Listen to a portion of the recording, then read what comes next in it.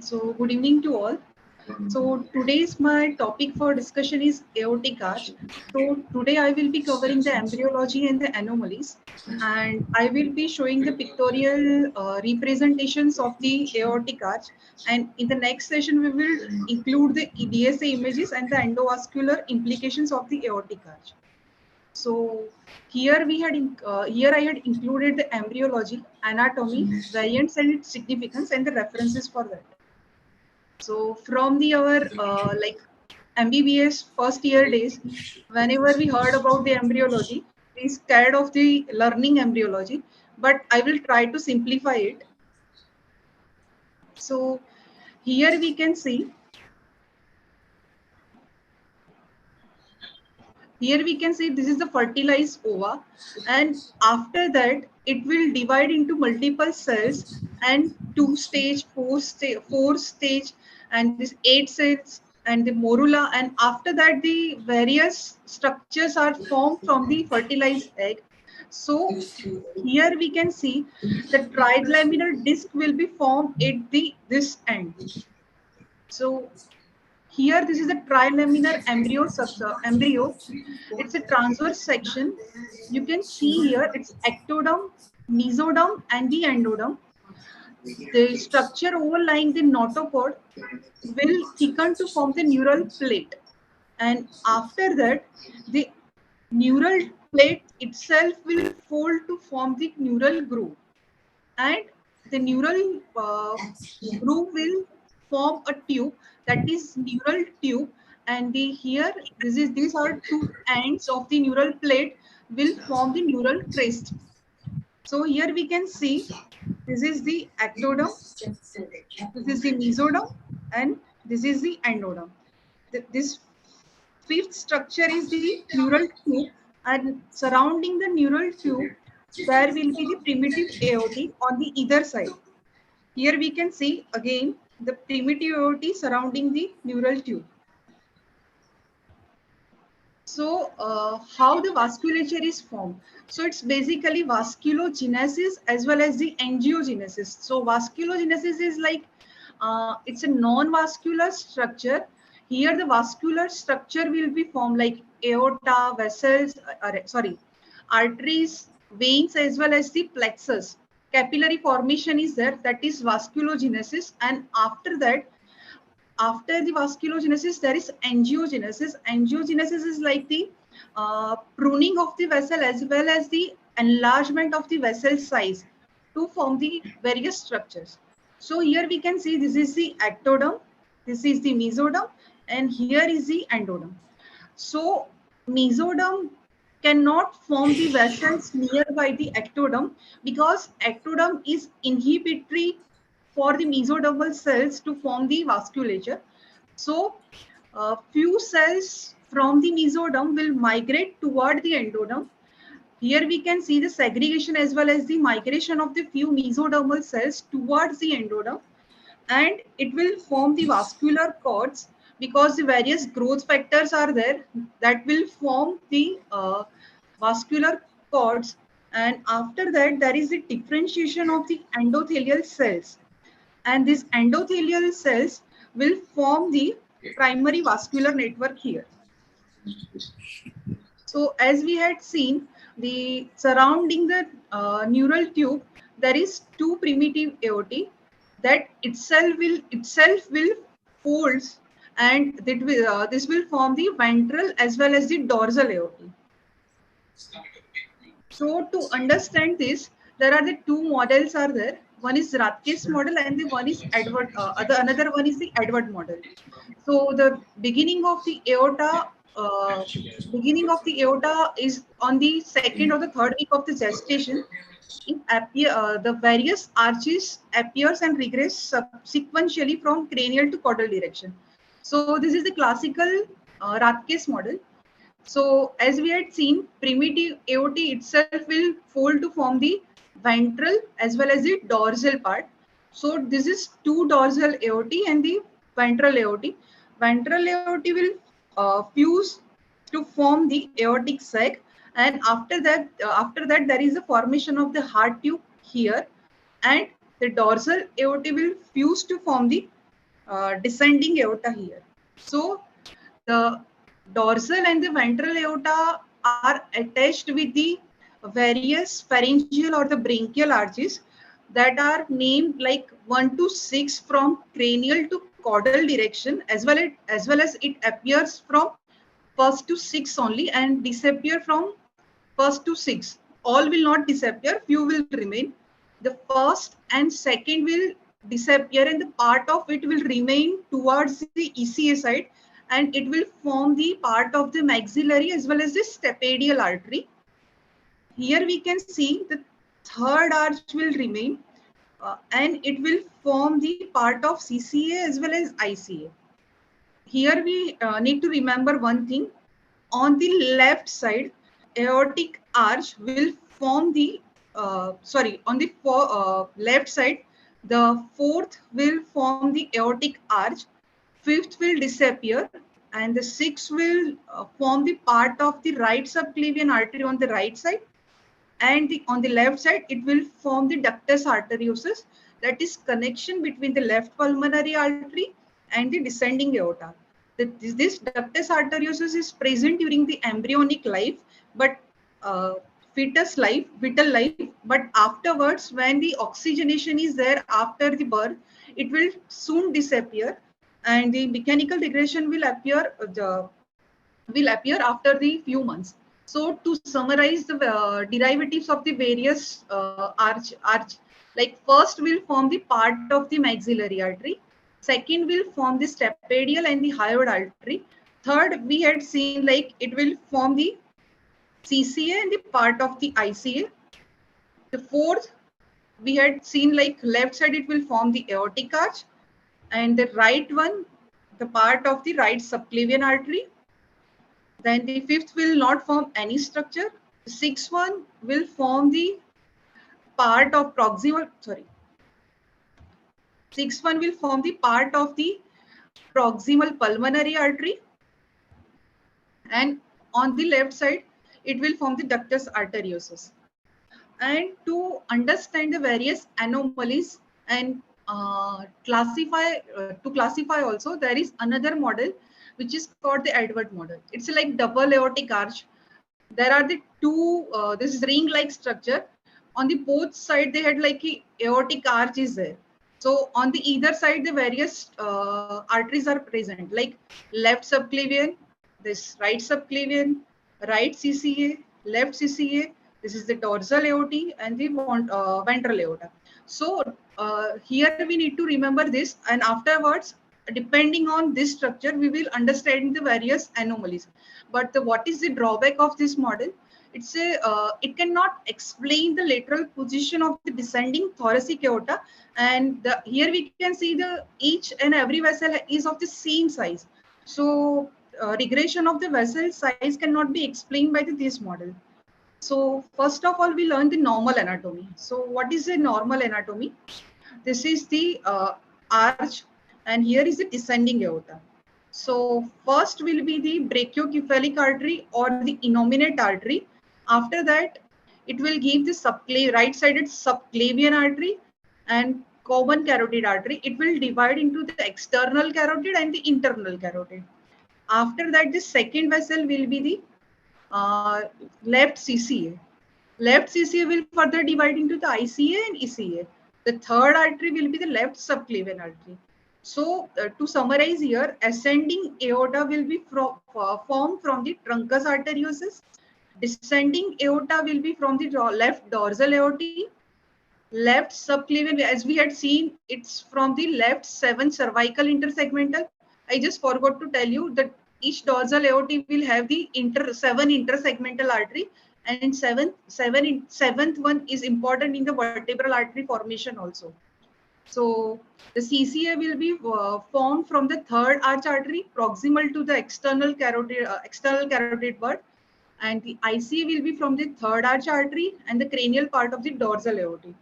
And right-sided subclavian artery will be formed from the fourth aortic arch and the 7th intersegmental artery. So now we will go to the variants after learning the normal anatomy. So the most common variant is the bovine arch. It is seen in the 10 to 20% of the normal population. It's benign variant, but we have to remember that it is associated with the thoracic aortic aneurysms in elderly population. And when you are not anticipating that it can be there, then chances of neurovascular complications can be there. And it is a misnomer. In the here we can see this is exactly the bovine arch. All the vessels are arising from the single trunk, but it's rarely seen in the human. It's seen in the cattle, so it's a bovine arch. In human, it's like a shared origin or the direct origin from here only. So here we can see from the innominate artery, the left common carotid is arising, and here it's nearby the root only. So now we will go to the second type of anomalies, vertebral artery anomalies. So here we can see this is the arch of aorta, and the left vertebral artery is directly arising from the aortic arch only instead of arising from the left subclavian.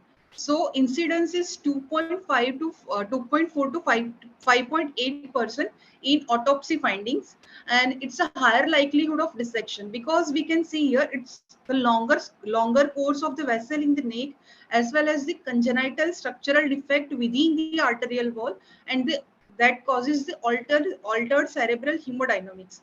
And the another thing is that the pica termination is common from this type of vessel. So there are chances of the infarct, cerebellar infarct is more. So that is common with this type of anomalies. And the anterior cervical spinal procedures, when they are doing, there are chances of the dissection and the uh, rupturing these vessels are high. Here we can see the right vertebral artery is directly arising from the right common carotid artery. This CCA origin of the VA is more common on the right side. So we had seen like the VA is arising from the seventh intersegmental artery. So when it is arising from the seventh intersegmental artery, then it is nearby the subclavian artery. But here it's higher origin. So it's third to sixth. So it will go toward the cranial side. So there is it is arising from the CCA. So just it's like we have to remember like preoperative and the preoperative surgical and the endovascular planning.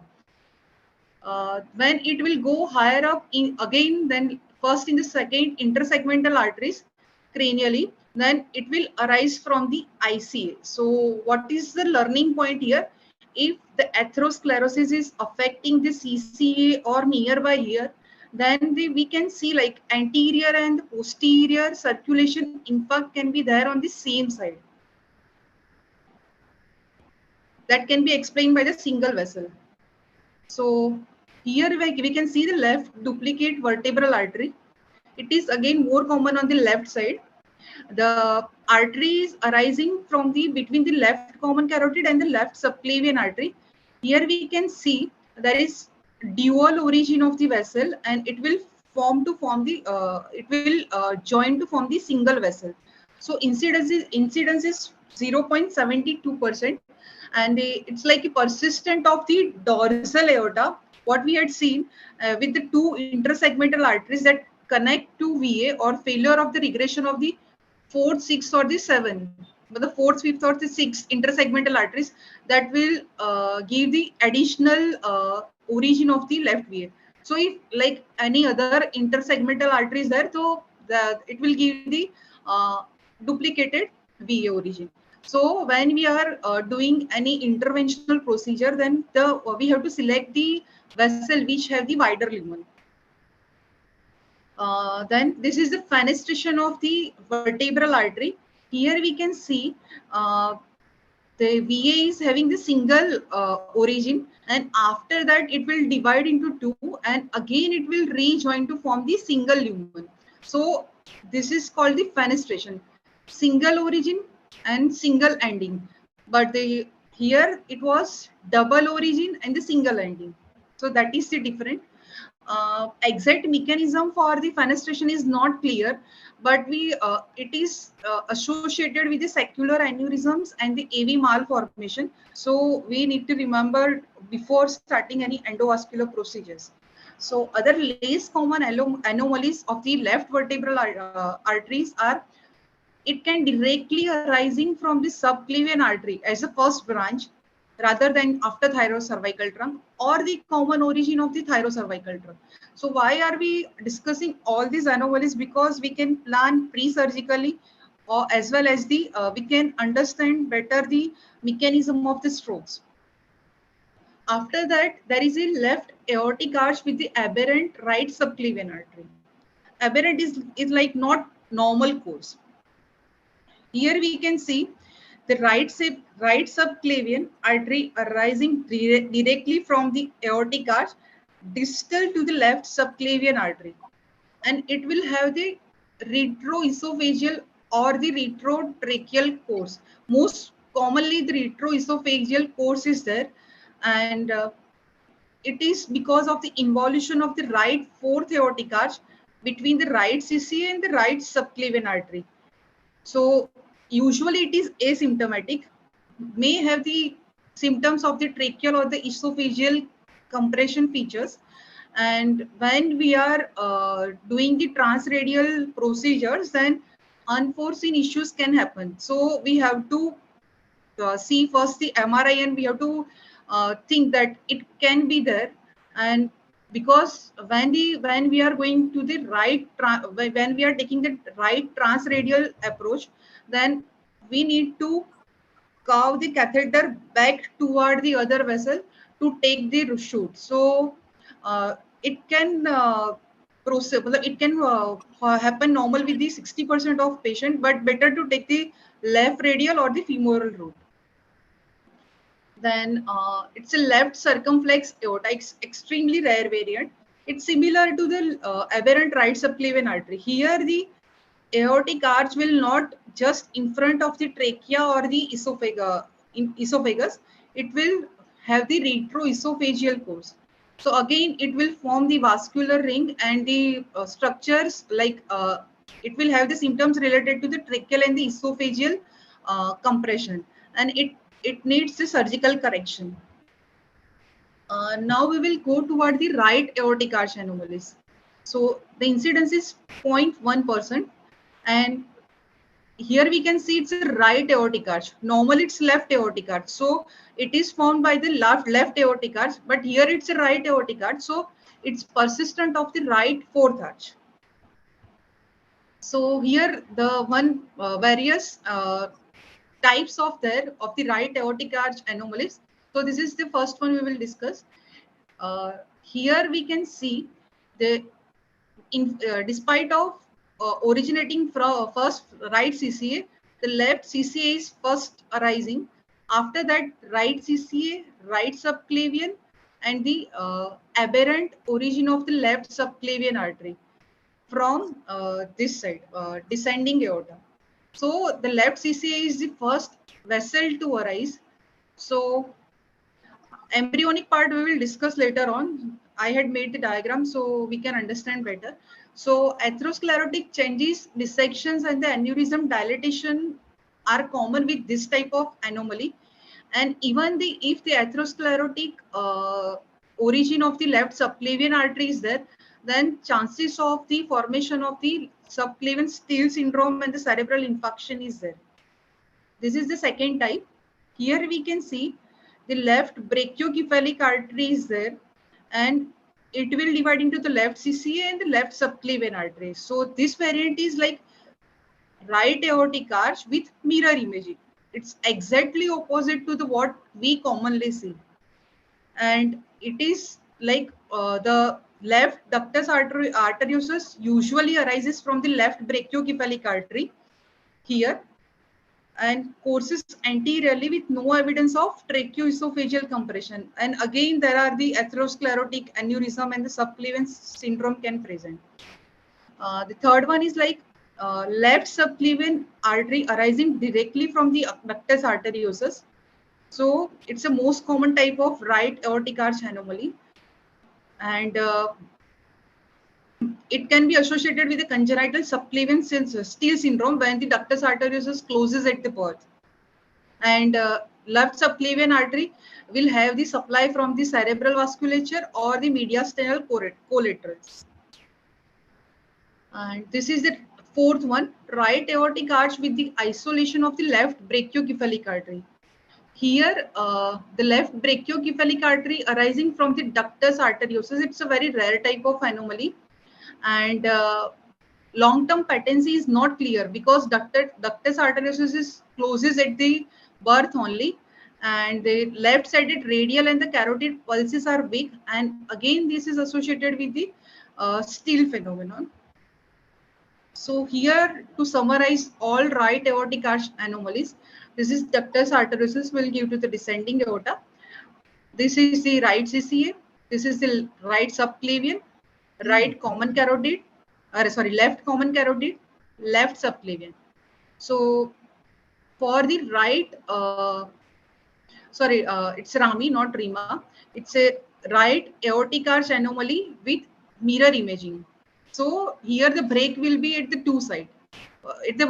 Here the one break will be just proximal to the left subclavian origin here and at the descending aorta. So the all vessels will be the mirror type of what we see in the normally.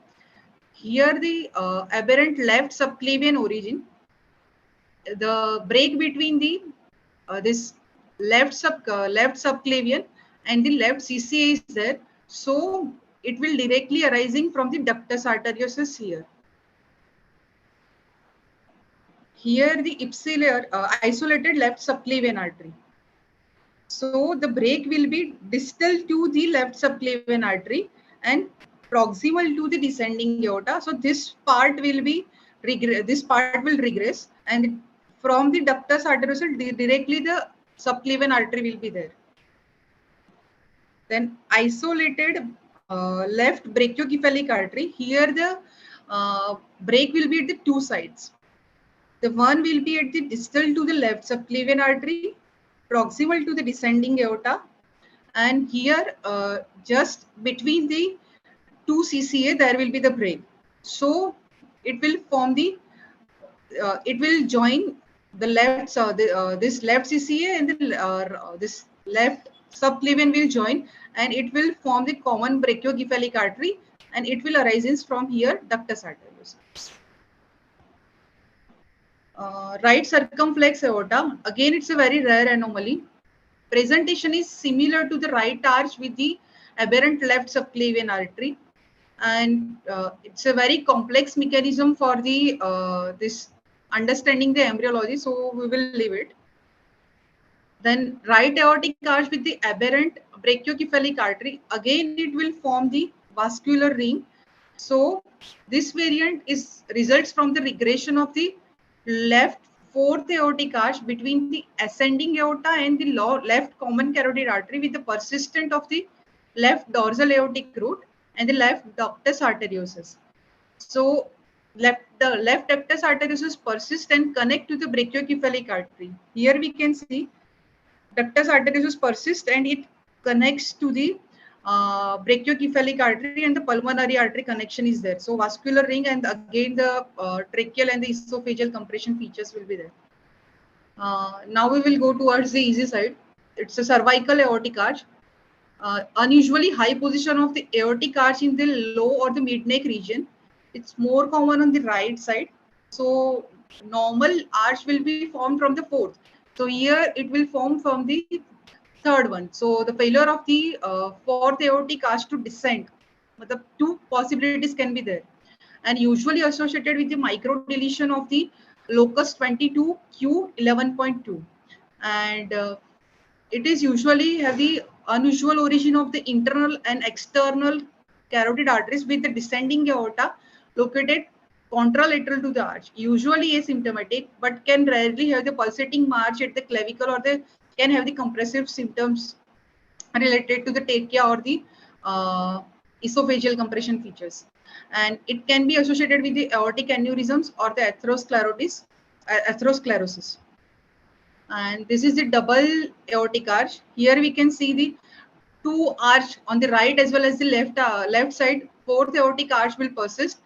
So it will form a ring-like structure and it will surround the trachea and the esophagus. And usually the one side is dominant and that is the right side.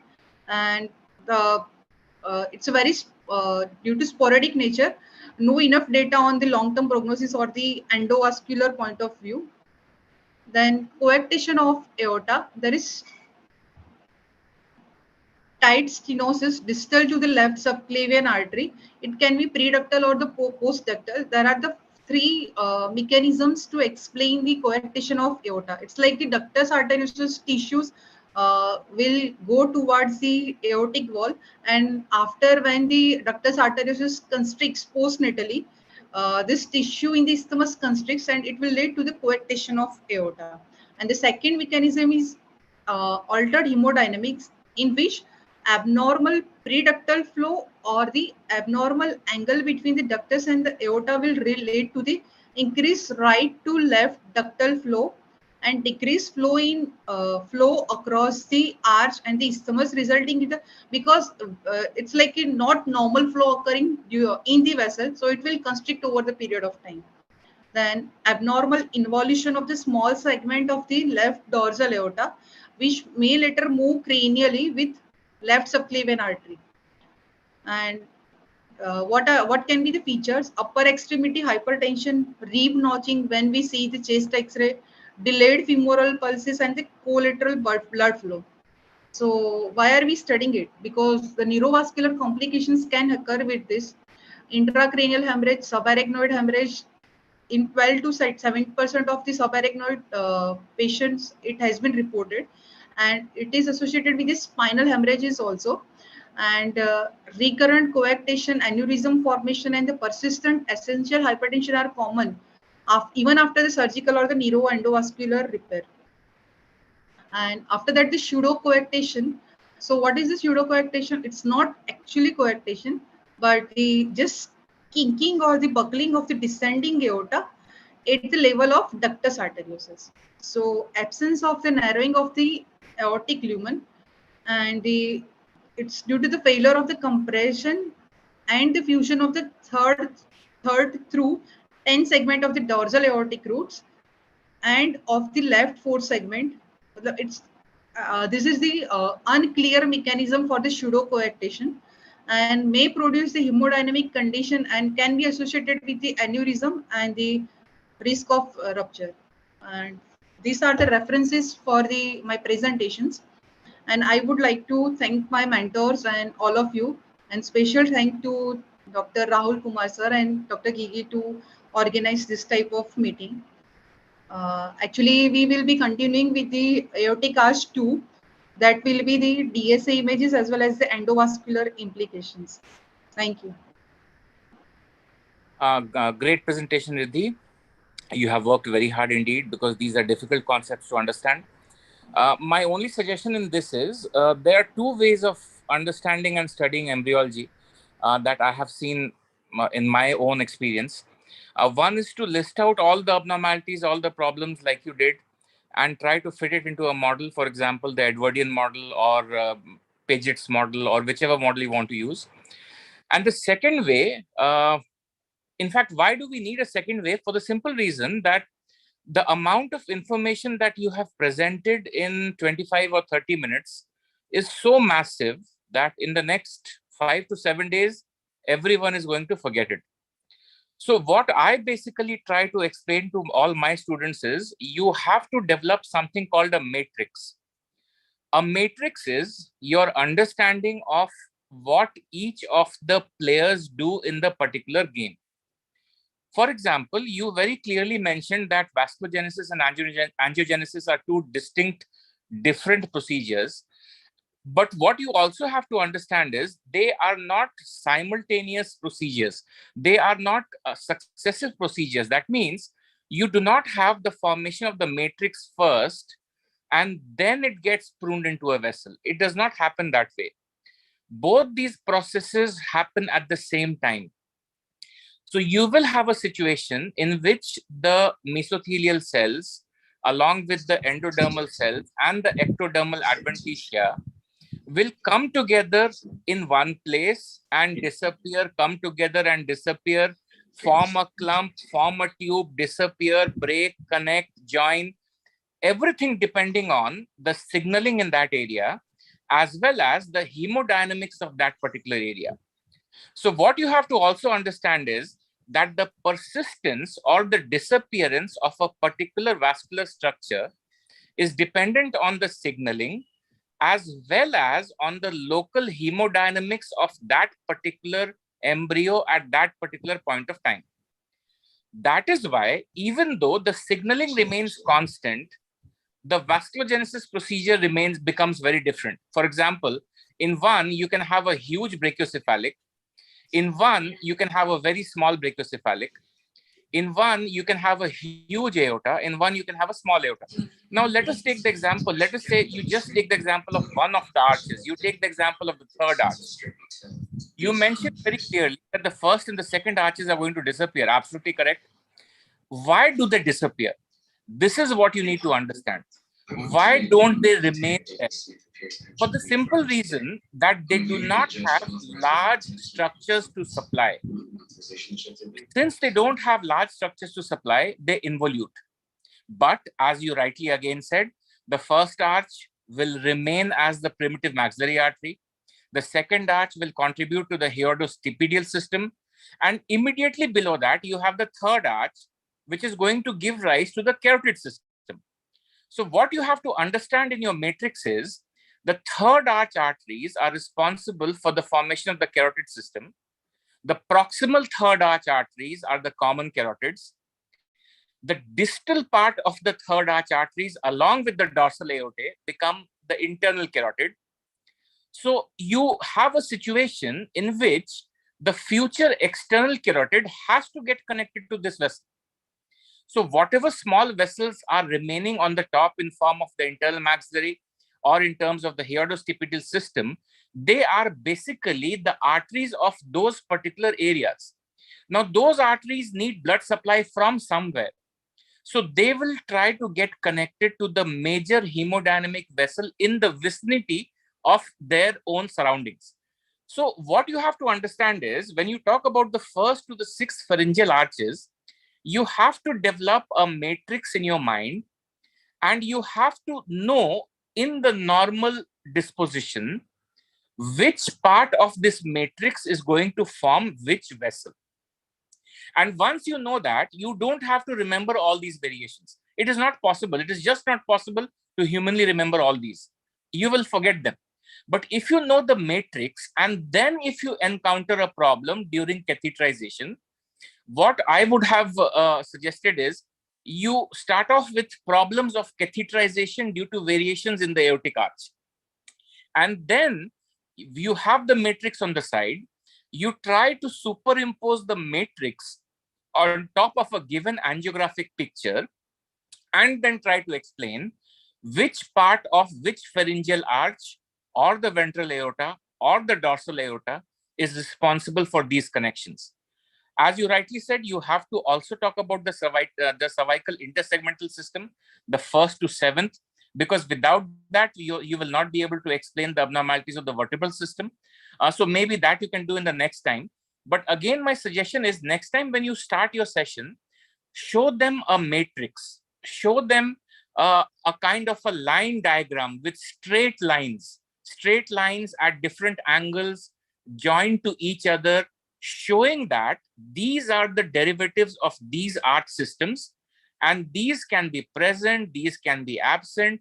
If they are present, you can use your imagination. In fact, all the abnormalities that are possible, there are at least maybe 1 million possible combinations that are there, that are out there.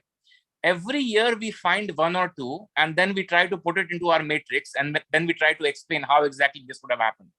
So rather than listing out all the abnormalities, you list out the matrix and then say that depending on the sustenance or the regression, you can have either this abnormality, or this abnormality. In that way, it will be easier for you, because I'm sure if I come for your exam and ask you these questions which you have presented, you won't remember them.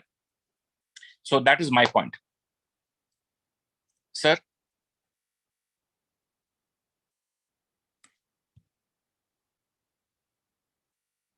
Karapurkar sir, your comments? I was muted.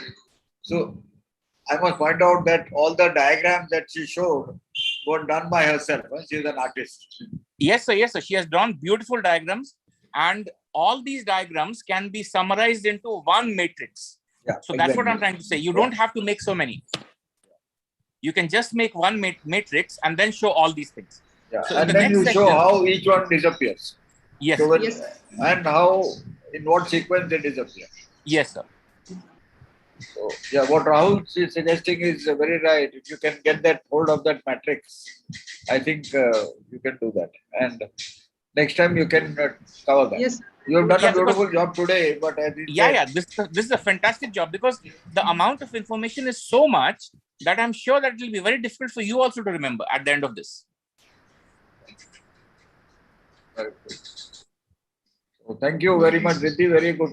Very good presentation. And next time we take his suggestion and make it a matrix. So you draw the two diagrams and then connect them and see. Just straight line diagrams, nothing else. Just straight lines. That's all. Yes, sir. Yeah. Thank you. So excellent job. I think, how come we have not got disconnected yet today? Sir, we are in time, sir. We still have another 4 minutes. Sir, actually they took the paid version, so it will not be disconnected. Oh, we got the paid version now. Okay. Yeah, but still it's only 8:41. So even for the free version, we had 4 minutes more. Yes.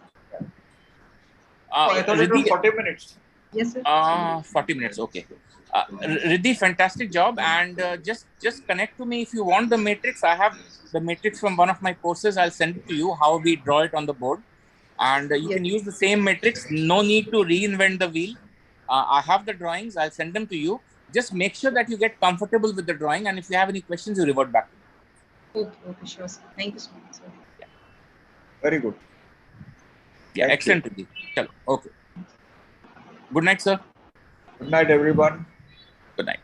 And we meet again next Thursday. Dr. Gigi. Dr. Gigi. Riddhi, you will be ready next week, or you want one more week? You want more time? Sir, we'll do it. Okay, fine. Thanks. Okay, good. Chalo, bye. Good night.